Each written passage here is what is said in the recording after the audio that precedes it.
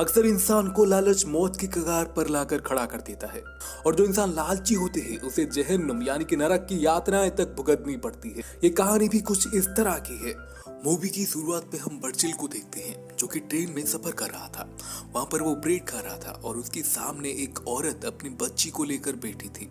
दरअसल ये वो वक्त है जहां पर प्रदूषण और ग्लोबल वार्मिंग की वजह से पृथ्वी अपने अंतिम कगार पर है और दुनिया की आधी आबादी खत्म हो चुकी है और बाकी बचे लोग जिंदा रहने के लिए सरवाइव कर रहे थे। लोगों को खाना नहीं मिल पा रहा था और लोग भूखे मर रहे थे।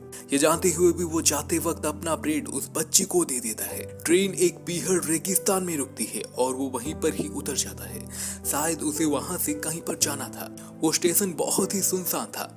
वो एक शॉपकीपर के पास जाता है और उसे एक आदमी के बारे में पूछने लगता है, पर वो शख्स उसका कोई जवाब नहीं देता। थोड़ी देर इंतजार करने के बाद वो आदमी वहां पर आता है। उस आदमी का नाम कीथ था और बर्चिल ने उसे हायर किया था अपने सफर को पूरा करने के लिए। दरअसल बर्चिल एक नई जगह पर अपनी जिंदगी की शुरुआत करना चाहता था जहां पर उसकी लाइफस्टाइल थोड़ी सी बेहतर बन सकती है। वो एक रेगिस्तान को पार करके उस जगह पर जाने वाली थी, लेकिन रेगिस्तान में चलचलाती धूप की वजह से बहुत ही ज्यादा गर्मी हो रही थी। इसलिए बर्चिल गाड़ी के अंदर की एसी को बढ़ा देता है, लेकिन कीथ ये कहकर एसी को बंद कर देता है कि एसी की वजह से गाड़ी के इंजन पर लोड पड़ेगा। उस बीहड़ मरुस्थल में दूर दूर तक कुछ भी नहीं था और इसी बीच उनकी गाड़ी का टायर पंचर हो जाता है और वो दोनों वहीं पर गाड़ी के टायर को बदलने लगते हैं।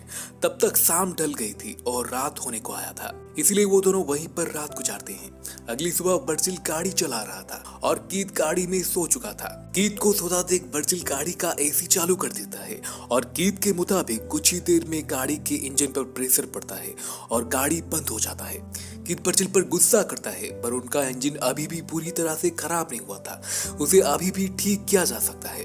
वो उस बीहड़ रेगिस्तान के बीचों बीच थे जहां से दूर दूर तक कोई भी नजर नहीं आ रहा था। इस दौरान कीथ गाड़ी के इंजन को सही करने लगता है और बर्चिल एक सूखे पेड़ के पास जाता है पेशाब करने के लिए। उसे पेड़ की बगल में कुछ पत्थरों की समूह दिखता है। वो उस पत्थर के पास आता है। वहां पर उसे एक चमकदार चीज दिखाई पड़ती है। साफ करने पर उसे मालूम पड़ता है कि वो एक सोने का टुकड़ा है। वो कसमकस में पड़ जाता है कि इस बात की जानकारी वो कीथ के साथ साझा करे या ना करे, लेकिन अकेले इस टुकड़े को यहाँ से ले जाना भी आसान नहीं होगा। इसलिए वो कीथ को अपने पास बुलाता है। कीथ उस पत्थर को चेक करके कंफर्म करता है कि ये गोल्ड है। वो दोनों उस सोने की खुदाई शुरू करते हैं, पर वो सोने का टुकड़ा काफी अंदर तक धंसा हुआ था और वो आकार में भी बड़ा था, जिससे वो खोद कर बाहर नहीं निकाल सकते। पर वो हार नहीं मानते।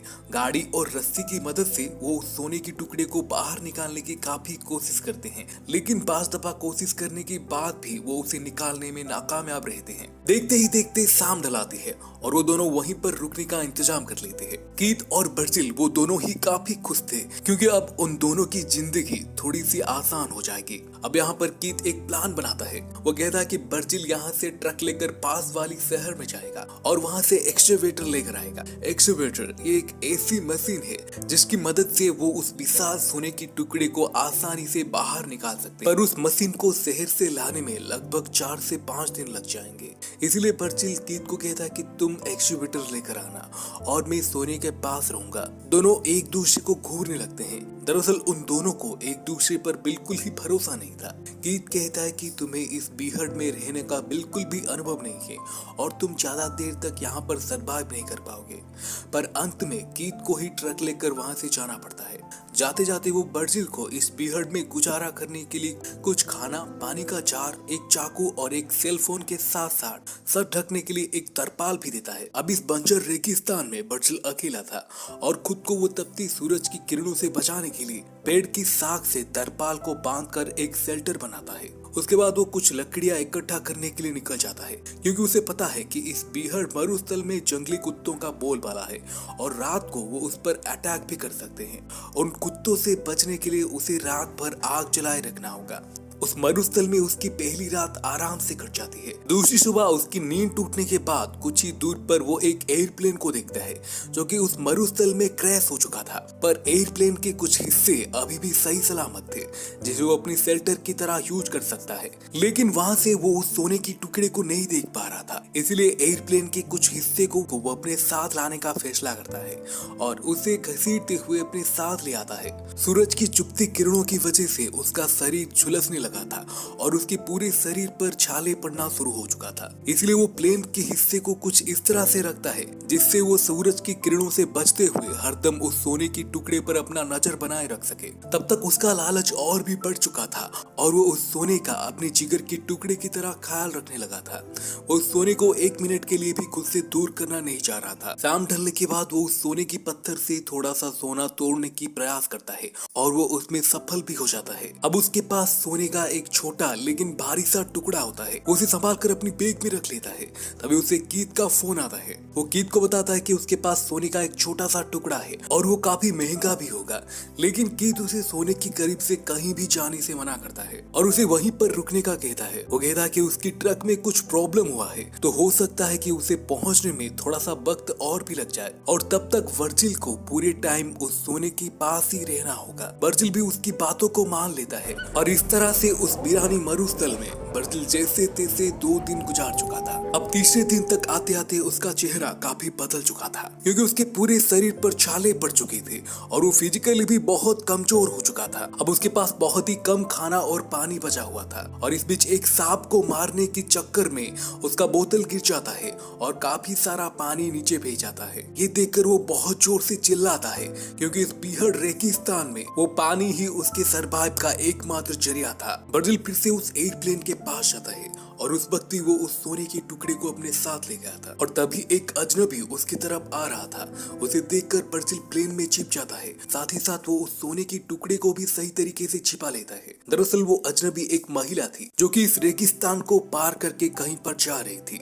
वो लड़की उसे खाना और पानी ऑफर करती है पर वर्जिल उसे लेने से इनकार कर देता है। तो वो लड़की सोचती कि इस जानलेवा मरुस्थल में कोई इंसान बिना खाना पानी और बिना मतलब के क्यों रुकेगा। वो लड़की वर्जिल पर शक करने लगी थी कि वर्जिल उससे कुछ ना कुछ जरूर छिपा रहा है। दरअसल वर्जिल ये नहीं चाह रहा था कि वो लड़की यहाँ पर ज्यादा समय तक रुके और उसे सोने का पता चल जाए, इसलिए वो वहाँ से उठकर अपनी टेंट की तरफ जाने लगता है। पर तब तक वो लड़की भी उसकी शेल्टर को देख लेती है। वो लड़की उसका पीछा करने लगती है और उसे ढेर सारे सवाल पूछती है पर वर्जिल उसके सवालों से तंग आकर उसे वहाँ से जाने के लिए कहता है। यहाँ पर वर्जिल काफी कमजोर हो चुका था। पानी ना पीने की वजह से उसका शरीर सूख रहा था। वो सोचती है कि इस तरह कोई मौत को क्यों गले लगाएगा, इसलिए उसकी मदद करना चाहती थी। लेकिन वर्जिल गुस्से में सीमेंट पीकर उठाता है और उसके सर पर वार कर देता है और उसी पल ही उस महिला की मृत्यु हो जाती है। इसके बाद वो अपनी जरूरत का सारा सामान उस महिला की जेब से निकाल लेता है और जमीन खोदकर उसे दफन कर लेता है। लेकिन कुछ देर बाद वो देखता है कि बहुत सारे कुत्ते उसकी लाश को खोद रहे थे।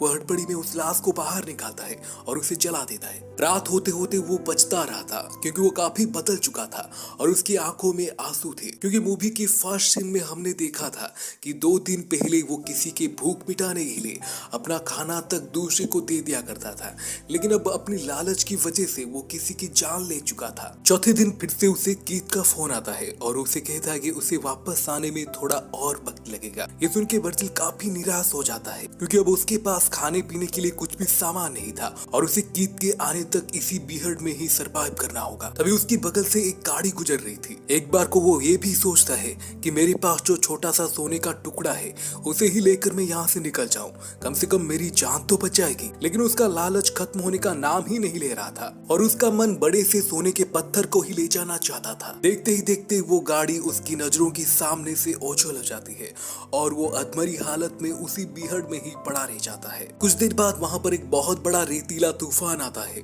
और वो तूफान इतना तेज था कि उसमें उसका सारा सामान उड़ जाता है। उस तूफान की वजह से वो खुद भी रेत में दब चुका था। अब थोड़ी देर बाद उसे होश आती है और वो देखता है कि उसके शरीर में एक बहुत बड़ा लकड़ी घुस गया था।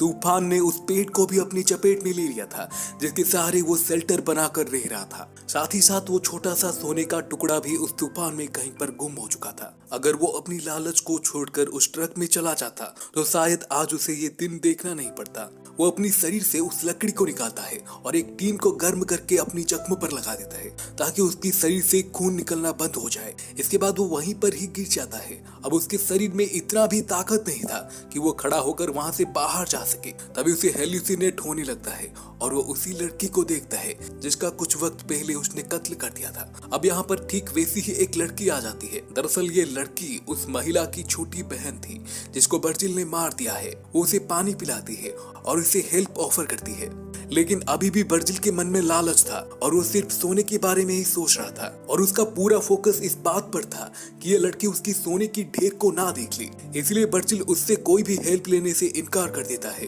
और उसे डांट कर वहां से भगा देता है। अब आसमान में उसे गिद्ध भी नजर आने लगी थी क्योंकि गिद्धों को नीचे अपनी दावत दिख रहा था। शाम ढलते ढलते उसका शरीर जवाब देने लगा था। उसने कुत्तों से खुद को बचाने के लिए चारों तरफ आग लगाए रखा था, लेकिन वो आग भी भड़बड़ाते हुए अब बुझने को थे।